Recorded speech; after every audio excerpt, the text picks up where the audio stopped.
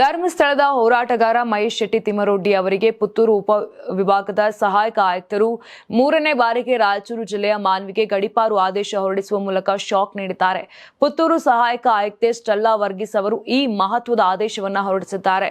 ಈ ಆದೇಶದನ್ವಯ Mahesh Shetty ತಿಮ್ಮರೊಡ್ಡಿ 2026 March 16ರಿಂದ September 19ರವರೆಗೆ Dakshina Kannada ಜಿಲ್ಲೆಯನ್ನು ಪ್ರವೇಶಿಸುವಂತಿಲ್ಲ. ಈ 6 ತಿಂಗಳ ಅವಧಿ ರಾಯಚೂರು ಜಿಲ್ಲೆಯ ಮಾನ್ವಿಯಲ್ಲಿ ನೆಲೆಸಬೇಕೆಂದು ಆದೇಶದಲ್ಲಿ ಸ್ಪಷ್ಟಪಡಿಸಲಾಗಿದೆ.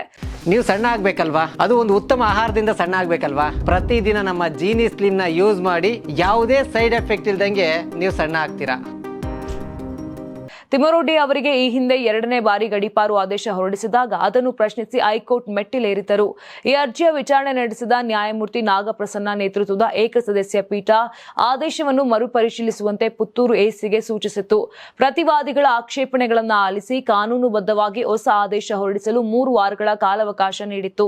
ಹೈಕೋರ್ಟ್ ನೀಡಿದ ಗಡುವಿನ ಹಿನ್ನೆಲೆ ಈಗ ಮರುಪರಿಶೀಲನೆ ನಡೆಸಿ 3ನೇ ಬಾರಿ ಈ ಆದೇಶ ಹೊರಡಿಸಲಾಗಿದೆ.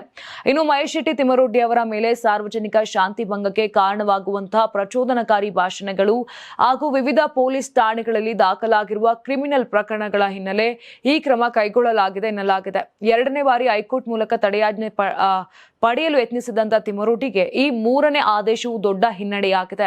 ಹೈಕೋರ್ಟ್ ಸೂಚನೆಯನ್ನು ಪಾಲಿಸಿ ನಿಯಮಬದ್ಧವಾಗಿಯೇ ಎಸಿ ಈ ಆದೇಶ ನೀಡಿರುವುದರಿಂದ ತಿಮ್ಮರೊಡ್ಡಿ ಈಗ ರಾಯಚೂರಿಗೆ ತೆರಳುತ್ತಾರಾ ಅಥವಾ ಮತ್ತೆ ಕಾನೂನು ಹೋರಾಟ ಮುಂದುವರಿಸುತ್ತಾರೆ ಎಂಬುದನ್ನು ಕಾದು ನೋಡಬೇಕಿದೆ.